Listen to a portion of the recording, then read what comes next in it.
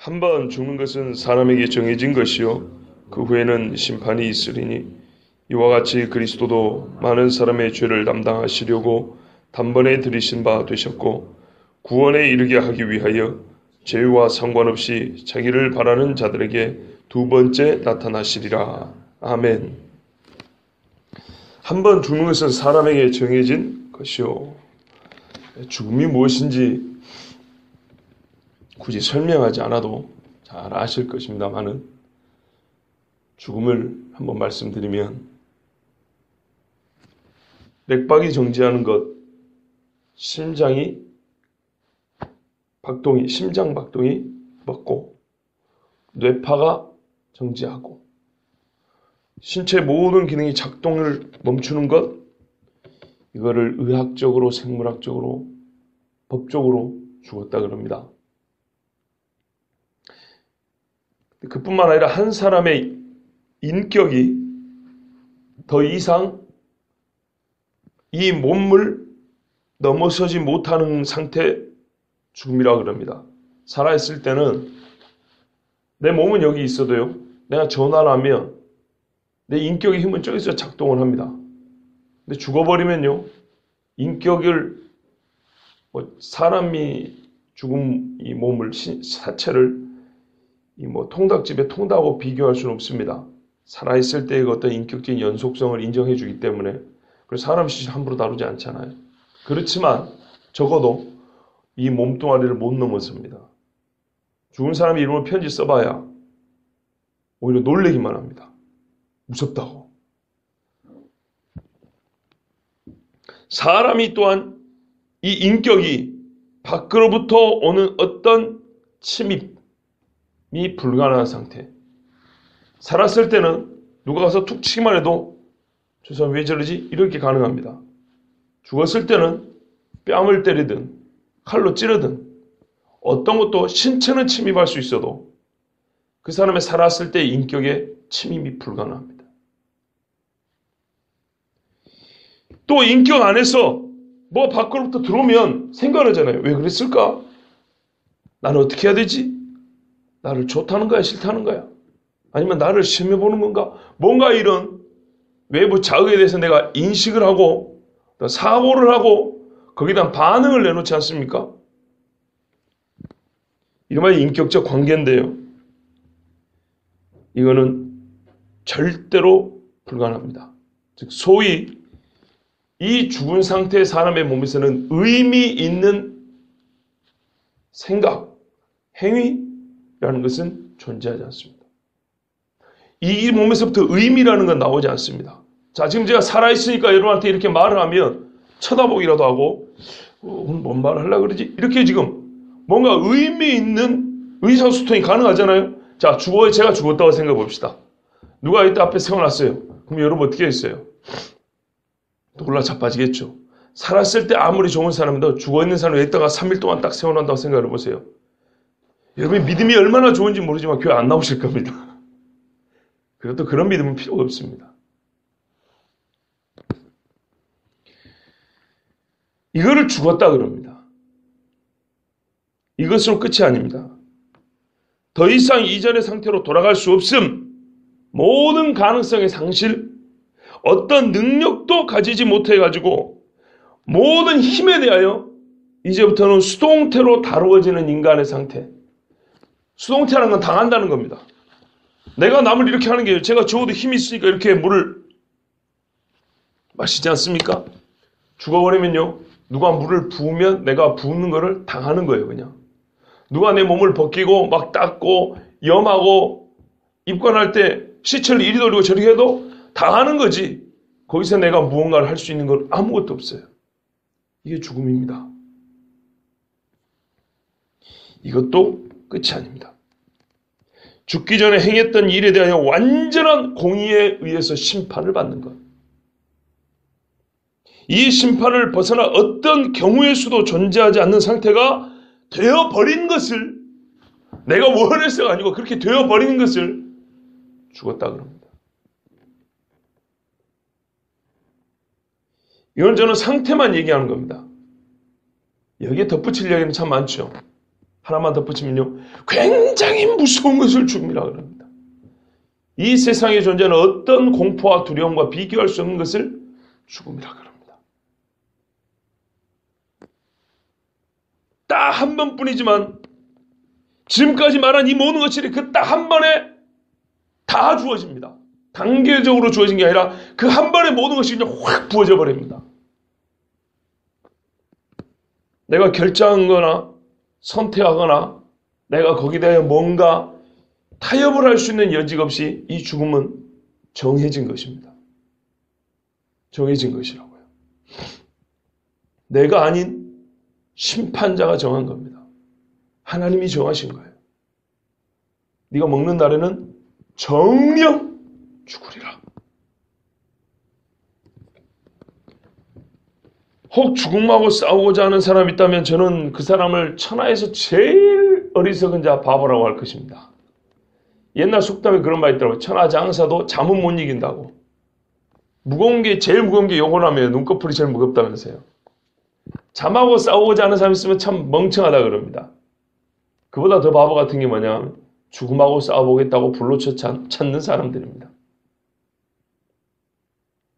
하나님께서 분명히 죄를 짓는 자마다 죽으리라 그랬어요. 누가 죄가 없습니까?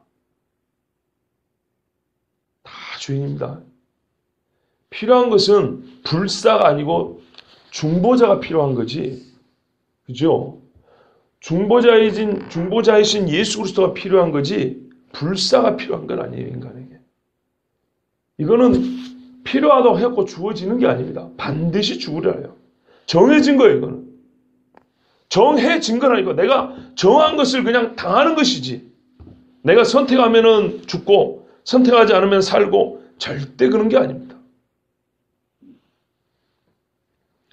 참 감사하게도 오늘 이 말씀을 제가 15살 돼가지고 중학교 2학년 3월에 섬에서 저희 중등부 애들, 제가 2학년이니까 1학년, 2학년 애들을 구역예배 우리끼리 한 후배 집에 1학년짜리 집에 가가지고 월요일 날 저녁에 우리끼리 처음 기도회를 시작했어요. 제가 하자 해갖고. 제가 생각하기에는 한 6, 7명? 뭐였을까? 옛날 이야기죠. 근데 중학교 2학년이 갓 된 제가 설교했던 본문이 오늘 27절입니다.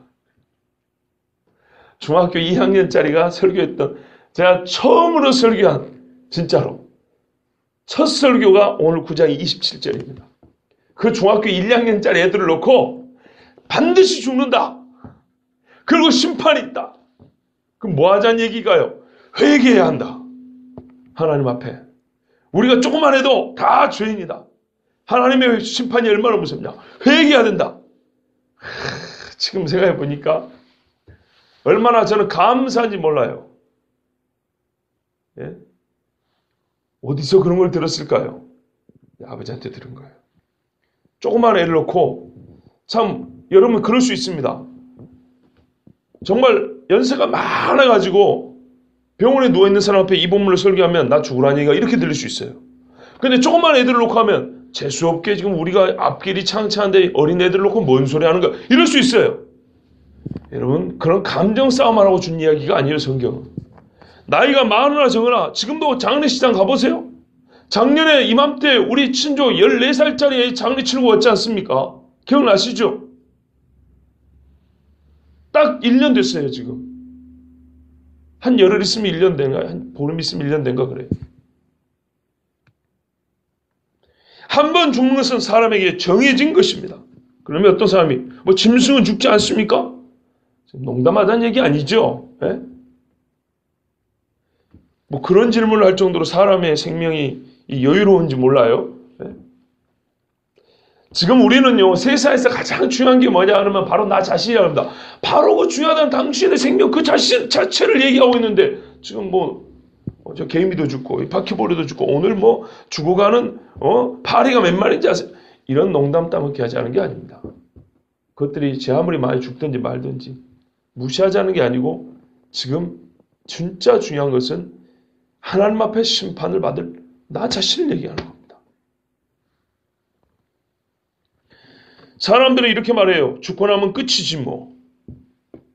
끝이 아닙니다. 그래서 성경은요, 우리 번역에는 이게 약하다 그랬죠. 말과 말 사이에 이 접속사 내지는 이 건너뛰는 이 고리가 어떤 징검다리 이런 것들을 빼먹고 그냥 너무 이게 유하게 연결하는데 그렇지 않아요.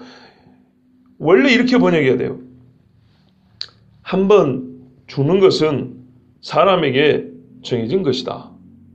그러나 왜 그러나가 나오죠? 우리 인간적인 일반의 생각과 기대하고 다르기 때문에 그러나라고 그럽니다. 보통 사람은 죽으면 그만이다 그럽니다. 또는 죽으면 그만이길 바래요. 간절히. 왜요? 살았을 때 한 짓을 생각하면 죽으면 뭔 일이 있으면 안 돼요. 그냥 그만히 해야지. 성경이 이렇게 말합니다. 당신 기대하고 달라. 그러나 한 번 죽는 사람의 정해진 것이다. 끝? 아니 그러나 심판이 그 후에 있다. 얼마나 당황한지 모릅니다. 우리는 뭐 그 후에 심판이 있으리니 이렇게 또 있으리니 없고 바로 이렇게 연결되는데 그게 아니고 그 후에 심판이 따라온다. 이렇게 돼 있어요. 얼마나 단호한지 모릅니다. 이 심판에 대해서 성경에 얼마나 많이 기록이 되는지 모릅니다. 예수님은 이 심판에 대한 말씀을 무지하게 많이 했어요. 그러나 지금 오늘 본문은 심판의 내용, 과정, 뭐 이런 그 결과 이거를 뭐 길게 말씀하지 않고 그냥 심판이 있다고 했기 때문에 심판 자체를 가지고 오늘 길게 설교하지는 않습니다. 그거는 또 해당 구절에 가서 말씀에 가서 또 설교하면 될 거고요. 다만 분명한 사실은 하나님이 분명히 신앙과 불신앙을 나눈다 그랬고 선한 것 행실과 악한 행실을 분명히 나눠 가린다 그랬어요. 의인과 악인을 갈라낸다 그랬습니다. 심판에 관한 말씀 딱 한 구절만 읽어드리겠습니다. 또 내가 보니 죽은 자들이 큰 자나 작은 자나 그 보좌 앞에 서 있는데 책들이 펴있고 또 다른 책이 펴졌으니 곧 생명책이라. 죽은 자들이 자기 행위를 따라 책들에 기록된 대로 심판을 받으니 바다가 그 가운데에서 죽은 자들을 내주고 또 사망과 음도 그 가운데에서 죽은 자들을 내주매 각 사람이 자기 행위대로 심판을 받고 사망과 음부도 불못에 던져지니 이것은 둘째 사망 곧 불못이라. 누구든지 생명책에 기록되지 못한 자는 불못에 던져지더라. 아멘. 심판이 이때 생명책에 기록되지 못한 자는 불못에 던져진다 그랬습니다. 나는 하나님이 아니기 때문에 누구 이름이 생명책에 기록됐는지 누구 이름이 거기에 기록되지 않은지는 모릅니다. 제가 바란다고 그렇게 또 바뀐다고 뭐 그런 것도 아닙니다. 하나님 말씀. 그러나 저에게 그 바람이 허용될 수 있다면 저와 여러분이 다 그 생명책에 기록되어 있기를 바랍니다. 이와 같이 그리스도도 많은 사람의 죄를 담당하시려고 단번에 들이신 바 되셨고 이와 같이 무엇과 같다는 말입니까? 모든 사람에게 한 번 죽음과 심판이 정해진 것과 같이 이것이 그리스도에게도 해당된다는 말입니다. 한 번 죽는 것이 그리스도에게도 심판이 그리스도에게도. 야, 이거 참 뭐라고 표현을 해야 되죠? 그리스도가 심판을 받는다. 가운데를 빼면요 이렇게 연결됩니다. 이와 같이 그리스도도 단번에 들이신 바 되셨고, 예, 사람이 한 번 죽는 것처럼 그리스도도 단번에 죽었다는 거예요. 그래서 심판을 당한다 했으니까 그 죽음과 심판이 단번에 그리스도에게 주어졌다는 얘기입니다. 불경스럽게 생각될지 모르지만 여러분 절대 그렇지 않습니다. 이 일이 그리스도 예수님께 주어지지 않았다면 여러분과 저는 절대 구원을 못 받습니다. 모든 율법은 각 사람의 죄에 대하여 죽음을 명령합니다. 죽음을 선고합니다. 영원한 죽음 멸망을 형벌을 선고합니다. 인간의 죄는 그런 겁니다. 그런데 성경은 말합니다. 그 형벌을 누구에게 줬다고요? 누가 당하겠다고요? 예수 그리스도께.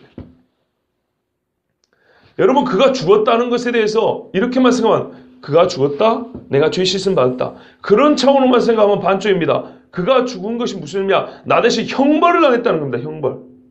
영원한 지옥 형벌을 그가 당했다는 겁니다. 그럼 우리는 십자가에서부터 볼 수가 있습니다. 엘리 엘리 라마 사박다니 나의 하나님 어찌하여 나를 버리셨나이까. 이 버렸다는 의미는 그런 의미입니다. 사망 그냥 죽기만 했다는 게 아니고요. 하나님이 누구를 버리냐? 죄인을 버리는 겁니다. 죄인. 하나님의 의와 거룩은 죄를 절대 허용하지 않습니다. 모든 인간의 죄가 그리스도 예수에게 주어졌기 때문에 그에게 죄가 됩니다. 죄책이 주어졌다는 거예요. 죄에 대한 책임이.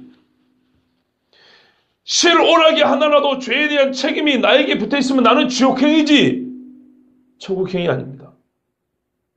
요만큼 티끌 같은 죄라도 나에게 남아있으면 그거는 죽음의 형벌이요 불못이지 절대 하나님의 거룩한 나라로 들어가지 못합니다. 이만큼이라도. 그 모든 죄에 대한 책임을 예수께서 지셨다는 거고요. 그 책임을 졌다는 것이 죽음이요. 3일 동안의 죽은 상태입니다. 예수 그리스도는 의인이시죠. 본인 죄는 하나도 없습니다.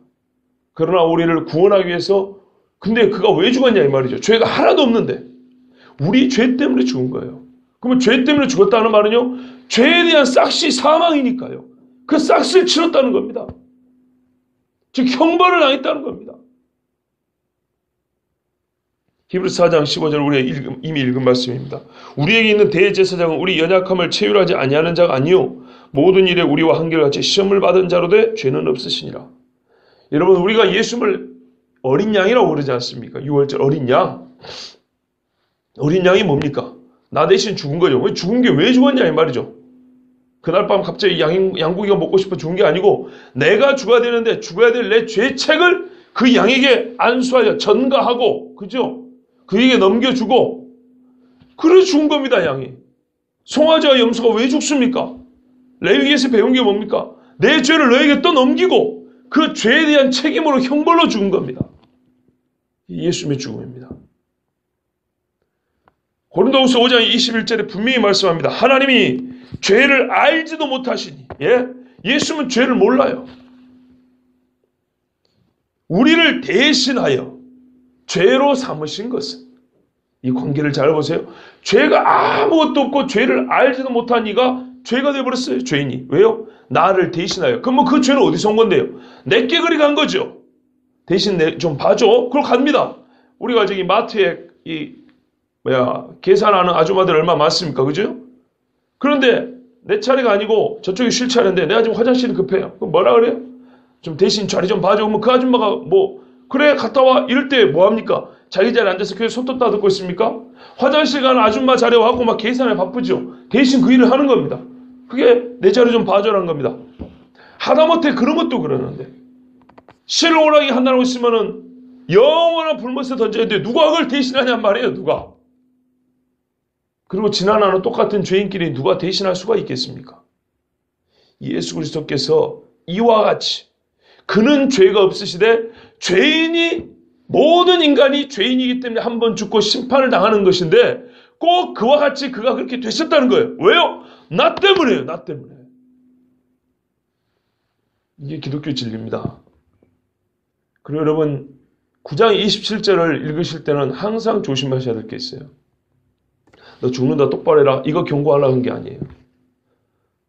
있다 보면 그 경고는 우리가 또 자연스럽게 받게 되고 느끼게 됩니다. 그런 감각과 감동이 없는 사람은 이미 심령이 죽은 거예요. 9장 27절 읽을 때 누구라도 내가 죽는구나. 정말 내가 죽고 하나님 앞에 심판을 받는구나. 저는 특별히 오늘도 운전을 하게 되는데 운전할 때 항상 이 생각을 합니다. 어젯밤에도요. 그제도요. 저는 믿음이 너무 좋아요. 하나님 앞에 조심해야 된다. 잘못하면 한 방에 가는 수가 있다는 것을 저는 믿어요. 저는 믿음이 좋아가지고 안전벨트 안 매도 막 박치기를 해도 절대 나는 죽지 않는다. 그런 믿음은 없어요. 나는 그보다 더 좋은 믿음을 갖고 있어요. 박치기면 그냥 골로 간다. 저는 그런 믿음을 갖고 있어요. 저는 이게 성경적 믿음이라고 봅니다. 그래서 하나님 앞에 조심합니다. 기도합니다. 하나님 저는 불사신이 아니라서 누가 때리면 상처 안 하지 막 여기서 막 갑자기 방어막 나는 그런 믿음은 없습니다. 나 죽는다는 믿음이 있습니다. 그러니까 한 번만 살려주세요. 배를 제가 얼마나 많이 탔겠습니까? 셀 수 없을 정도로 많이 탄 사람이에요. 저는 섬에서 큰 풍랑에도 많이 타봐 겪어봤고요. 그런데도요 잔잔한 바다에 큰 배를 타도 항상 하나님 앞에 기도합니다. 하나님 저는 압니다.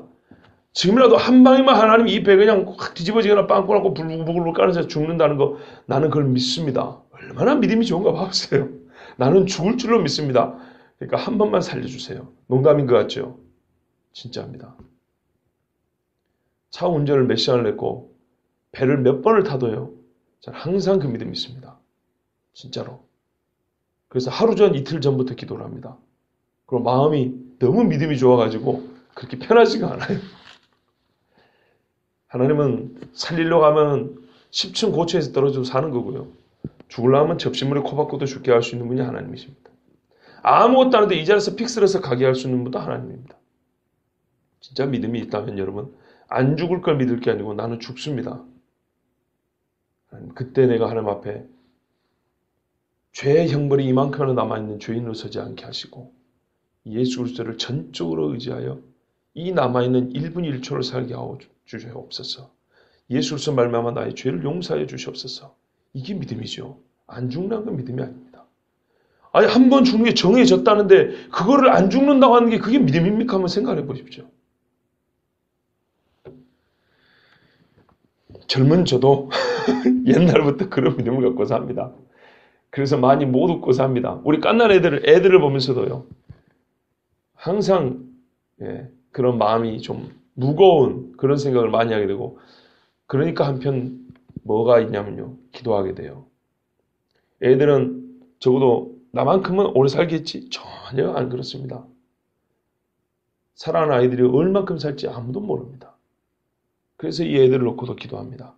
예를 들면 우리 손유리 같은 애한테 날아라 새들아 푸른 하늘아 노래를 해줘야지. 하늘 가는 밝은 품에 안고 하늘 가는 밝은 길을 안 불러주시지 않겠습니까? 그러나 불러주셔야 됩니다. 왜냐 날아라 새들아 푸른 하늘아는 오래 살게 해줄 수 있는 것도 아니고 그 삶을 성공적으로 살게 할 수 있는 힘도 아무것도 없어요. 그러나 하늘 가는 밝은 길에는 그 아이에게 항상 어릴 때부터 여호와 경외하기를 배우고 살게 해주는 거예요. 장송곡이 아닙니다. 성경에 봐보세요. 소망이라고 표제가 붙어있지 어디 장송곡이라고 되어 있습니까? 제가 참 오해하는 그게 안타까운 게 있어요. 표제가 분명히 뭐 부름과 소명, 뭐 인도와 동행, 또 천국 소망 이렇게 붙여놓은 곡들 중에 대부분이 장송곡으로만 쓰여요. 얼마나 안타까운지 모릅니다. 그렇지 않습니다. 분명한 사실입니다. 이와 같이 그리스도 예수님도 한 번 죽고 심판받을 것이 정해지셔서 그리 죽으셨습니다. 그러면 예수님이 하늘나라에 오셔서 하나님의 보좌 앞에서 너 예수 이리 와봐라. 너 땅에서 죄지 이게 아니고요. 그분의 죽으심이 그분에게는 그분의 죽으심이 바로 형벌이에요. 왜요? 그분은 안 죽어야 될 분이니까. 죄가 있는 자가 죽는다 그랬지. 그렇죠 하나님이. 죄가 있는 자는 그 죄로 말미암아 죄에서 사망인데 예수님은 죄가 없으시잖아요. 그렇지 않습니까? 그게 바로 우리의 형벌을 다 당했다는 것입니다. 히브리서 본문은 죽음의 의미를 또 예수님의 죽음의 목적과 의미를 이렇게 말하고 있습니다. 많은 사람의 죄를 담당하시려. 그러니까 여기서 혹시라도 있을 오해는 푸셔야 됩니다. 그분 자신이 성육신을 했기 때문에 인간으로 오셨기 때문에 죽나? 인간으로 오셔서 뭐 형벌을 당하나? 그런 뜻이 아닙니다. 우리의 죄를 담당하시려. 책임지려고 그가 죽으신 겁니다. 이와 같이 단번에 자기 몸을 들이신 겁니다. 여러분 이 사실을 믿으셔야 됩니다. 이게 우리 성경의 진리입니다. 그리고 구원에 이르게 하기 위하여 죄와 상관없이 자기를 바라는 자들의 두 번째 나타나십니다. 여러분 사람의 죽음은 그러나로 연결되죠. 나는 죽으면 끝이라고 생각해. 그러나 그게 아니야 인간아. 정신 차려라. 심판이 있다. 이게 사람의 죽음에 대하여 하나님이 사람에게 가르쳐주는 거예요. 그런데 예수님의 죽음은 뭐라고 말합니까? 예수님의 죽음은 그리고로 연결합니다. 뭔가 이 죽음이 끝이 아니라는 거예요. 예수님은. 살아생전의 모습과 인간은 죽은 다음에는 다르다는 거예요. 그래서 그러나 붙지만 예수님은 살았을 때 의로우신 그분이 죽은 후에도 그 의로운 상태로 쭉 간다는 겁니다. 우리의 죄를 지어서 우리의 죄를 담당하시고 죽으셨지만 그 자신 죄인은 아니기 때문에 그러나 당신에게 심판이 있다. 이건 아닙니다. 죽은 후에 당신의 심판이 있다 아니고 죽은 후에 예수님은 살았을 때의 그 신성과 그 의로우심이 그리고로 연결되어 그 죽은 후에 계속 갑니다. 왜? 죽음 그 자체가 예수님께는 불필요한 형벌이기 때문에 우리를 위하여 죽은 것이기 때문에 그 죽음 자체가 예수님에게는 형벌이에요. 그러나 이제 죽음 후에는 어떻게 돼요? 그의 원래 의로우심대로 죽은 후에 삶이 계속돼요. 말하자면 예수님은 죽는다가 아니다 이 말입니다. 예수님은 살아계신다는 거예요. 아시겠죠? 예, 그래서 예수님은 그리고를 연결합니다. 그리고 그는 어떻게 해요? 또 나타나신다. 그리고 구원에 이르게 하기 위하여 두 번째 나타나시리라. 예수님의 죽음은 인간으로는 완전한 죽음이었지만 신성에 있어서는 아무 영향도 미치지 못하는 사건이었다는 것을 가르쳐줍니다. 만일 예수님께서 죽으시고 심판을 받는 신세라면 그가 어떻게 우리를 구원하시겠습니까? 봐보세요. 예수님이 죽으시고 또 심판을 받아야 돼요. 근데 어떻게 재림을 할 것이고 어떻게 우리를 위하여 그 구원을 완성하시겠냐는 거예요. 그분은 하나님 보좌에서 지금도 간구한다 그랬는데 심판받는 주제에 무슨 간구를 하겠냐 이 말이에요. 자기가 피고인데 어떻게 변호인이 되냐 이 말입니다. 그렇지 않습니다. 여러분, 제가 지금 왜 아까 9장 27절 이야기를 이렇게 말씀드렸냐면 딱 보기에는 죽은 후에 심판했으니까 살았을 때 잘해라 이렇게 들리지만 이것을 우리가 읽어낼 수 있어야 되지만 큰 맥락에서 볼 때는 지금 무슨 이야기냐면 예수님의 제사장 직무 얘기하는 중간에 이 이야기가 잠깐 들어있는 거예요. 그죠? 심판의 목적이 있는 게 아니고 예수님의 제사장 직무를 지금 설명하고 있는 중에 9장 전체는 예수님의 제사장 직무를 다 하려면 예수님께도 우리와 같은 죽음이 있어야 된다는 얘기를 하려고 하는 거예요. 이해되시죠? 예, 그 맥락이기 때문에 예수님의 심판에 대해서는 그러니까 뭐랄까요? 우리가 죽은 다음에 심판을 당한다. 심판을 만다는 데 대해서는 사실이지만 지금 강조점은 거기에 있는 게 아니라고요. 예수님의 제사장 직무를 말하기 위해서 인간이 한번 죽는 것 그리고 그와 같이 예수님이 죽어야 된다는 것 이걸 지금 설명하는 겁니다. 이 큰 맥락에서 보셔야 됩니다. 자, 예수님의 속죄는요. 죽음은요. 우리 속죄의 최종성을 십자가에서 보여주고 하늘에 오르신 사건이에요. 그리고 속죄받은 자들의 영혼을 구원하시려고 그들의 구원을 완성하시려고 하늘의 장막집을 가지고 예수님이 다시 오신다 그랬죠. 예, 주 예수님의 신성한 권능, 그 영원한 권능은 그의 다시 오심을 통해서 확인될 겁니다. 다시 오실 때 주님은 오늘 본문에 보면 죄와 상관없이 그랬어요. 이 표현은 죄인을 구원하시려 이걸 아니라는 게 아니에요. 죄인도 심판하러 오시죠. 이렇게 죄와 무관하다는 뜻은 여기서 좁게 말해서 처음 오실 때처럼 속죄하려고 십자가 지려고 온다 이런 말은 아니다 이 말입니다. 죄의 문제를 해결하러 오시는 것은 아닙니다. 다시 오실 때는 자기를 바라는 자들에게 오신다 그랬어요. 그지요? 자기를 모르는 자들에게 온 게 아니고 바라는 자들에게. 그럼 예수님 안 믿는 자들에게는 주님 재림이 안 보입니까? 또 그런 건 아니에요. 보이죠? 근데 지금 무슨 말이 뭐냐면 제사장 직무 얘기한다 그랬죠? 제사장 직무. 초림의 예수님도 메시아를 기다리는 자들에게만 실제로 그 죄의 효력, 그 죄사함의 효력이 주어졌지요. 재림의 예수님도 지금 우리같이 예수님을 믿는 자들에게 구원의 완성을 주시러 오는 거죠. 그죠? 악인에는 심판이 있는 거고요. 그런 뜻입니다. 자기를 바라는 자, 예수님 다시 오심을 바라는 우리들에게 주의 재림은 참 의미가 있는 것입니다. 히브리서 본문은요. 대제사장이 지성소에 들어오기만을 지성소에서 다시 나오기만을 기다리던 백성들의 입장을 떠오르게 하는 본문입니다. 여러분 한번 생각해 보세요. 백성들이 속죄일 날 성막 문 앞에 다 모여 있어요. 염소 피 가지고 대제사장이 들어갔다 이 말이에요. 들어갔어요. 뭐 하려고요? 내 죄 사하려고. 속죄하려고 들어갔어요. 그럼 기다리는 게 뭐겠습니까? 밖에 있는 백성들이. 제사장이 다시 나오기를 기다리겠죠. 그때 어떻게 해요? 우와, 죄 용서 받았구나. 할렐루야. 그리고 찬송을 합니다. 지금 우리 상태가 그런 상태라고요. 예수님이 죽으시고 하늘 성소에 올라가셨어요. 우리가 바라는 게 뭡니까? 그분이 다시 오시는 것이죠. 이게 아론이 보여줬던 예표와 모형입니다. 아론이 나올 때 속죄가 완전해진 거예요. 하나님이 완전하게 만족하게 받으신 거예요. 우리의 구원이 이제 주어진 거예요. 그때 할렐루야가 나오는 겁니다. 그죠? 모든 백성이 기다리는 것이 바로 이것입니다. 바로 그걸 얘기해 주는 거예요. 죄와 상관없이 자기를 바라는 자들에게 두 번째 나타나신다. 여러분 나타난다는 말 들으셨죠? 감춰졌던 게 보인다는 거예요. 대제사장이 어디 갔어요? 성막으로 들어갔어요. 문이 닫히고 보이지 않아요. 삼중문이에요. 울타리 문이 있죠. 성막에 들어가는 1차의 문이 있죠. 지성소 들어가는 두 번째 휘장이 있죠. 3번의 이 휘장과 문이 앞에 막고 있어요. 백성이 들어갈래야 들어가지 못해. 들어가면 죽어요. 그 문을 들어간 자는 중보자고 나온 자도 중보자입니다. 그리고 우리가 들어가지 않았으나 마치 들어간 것과 같은 효과를 대제사장이 나올 때 우리는 얻게 되는 거죠. 그래서 오늘 말씀은 지금 제사장 아론의 직무를 자꾸 비교했죠. 아론이 그때 나올 때 백성이 얼마나 기뻐하고 얼마나 좋았냐, 얼마나 기다렸냐는 거죠. 그렇다면 예수님께서 하늘 성소에 가셔서 이제 올 때 뭘까? 내가 아버지와 너에게 너를 위하여 처소를 준비하리니 하늘부터 내려오는 장막집을 우리가 기다리나니. 그죠? 요한복음 고린도전서 말씀 그거 아닙니까? 그거를 가지고 오신다는 거예요. 아론이 하나님 앞에 죄송해 여러분 속죄 피가 받아졌습니다 하면은 할렐루야 하고 이제 아론이 축복기도 한번 보내 집에 가요. 그런데 우리 대제사장이 예수님이 다시 오시는 거 한번 생각해보세요. 비교가 안 되죠. 예? 그러려고 죽으셨다는 얘기인 거예요. 두 번째 나타나시려고. 나타납니다. 휘장문을 열고. 그래서 두 번째라 그런 거예요. 번역이 이거는 참 잘 됐어요. 두 번째. 예수님이 이 땅에 계실 때 갈릴리에 계셨다. 예루살렘에 있다. 갈릴리 예루살렘에 몇 번이나 오셨어요. 그죠? 그런 거를 두 번째라 말하잖아요. 그렇지 않습니까? 여기서 두 번째라는 것은 초림에 우리의 속죄를 위하여 오시고 재림에 이 구원의 완성을 위하여 오시고 그래서 예수님이 두 번째 나타나신다. 우리 눈앞에 보여 드러나신다는 것.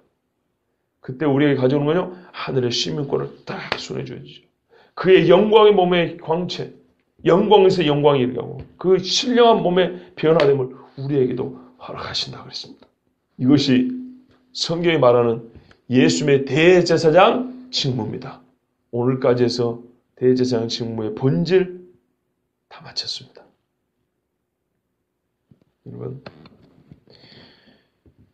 지금까지 우리가 이런 말씀 드렸다면 예수 그리스도께서 나의 죄를 짊어지고 죄책을 감당하신 완전한 대제사장이심을 하나도 남김없이 성경에 가르치시고자 하는 말을 모조리 다 들은 우리는 이제 우리 주님 앞에 뭘 고백해야 되겠습니까? 감사하게도 우리 성경은요. 예수님의 대제사장 직무의 마지막을 그의 재림으로 마치고 있습니다. 재림이 예수님의 대제사장 직무의 최종 종결이라고 하는 말이에요. 우리가 바라는 그것입니다. 그냥 죄 씻음 받았으니까 자유롭게 세상에 살아라 걱정하지 말고 이런 뜻이 아닙니다. 그가 다시 오시리라. 이 소망을 가진 자가 진짜 예수님의 대제사장 되심을 믿는 자입니다. 예수님께서 멜기세덱의 반차를 따른 대제사장이시다는 것을 믿는 자는 결국 어디까지 그 신앙이 가냐? 주여 어서 오시옵소서. 이렇게 재림 신앙을 가지게 됩니다. 그래서 요한계시록 맨 마지막 장, 마지막 구절이 저는 떠오릅니다. 사도 요한이 하나님의 이 구속계획, 성경을 창세부터 다 알고 경험하고 믿은 바 맨 마지막. 그 마지막 사건까지 다 환상으로 보고 성령의 가르침을 따라 다 들은 다음에 하나님의 종, 예수 그리스도의 종, 사도 요한이 맨 마지막에 뭐라고 고백했습니까? 성경 66권을 다 들은 다음에 우리가 고백해야 될 말을 그가 먼저 고백하여 우리에게 들려주고 있습니다.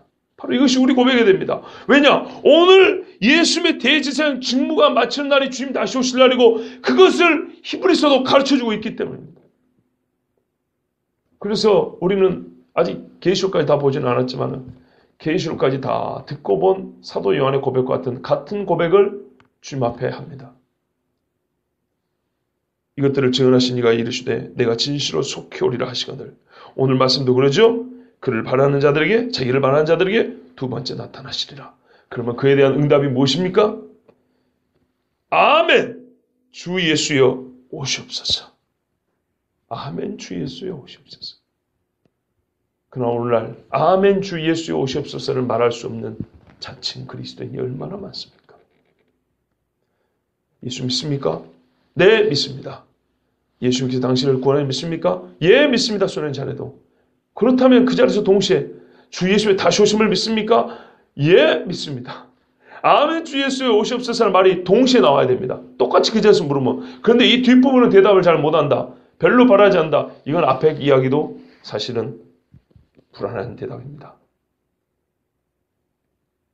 아니 재림의 예수님이 구원을 완성하고 오신다는데 왜 아멘 주 예수여 오시옵소서가 대답이 안 될까요?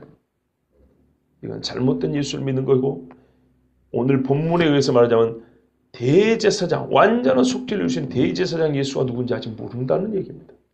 그분을 안다면 오늘 9장의 마지막처럼 다시 오실 예수님, 두 번째 나타나실 예수님을 반드시 기다리게 되어 있고 그분을 믿게 되어 있습니다. 이 믿음을 가진 자에게 성경은 이렇게 가르치고 이렇게 복을 선포하고 있습니다.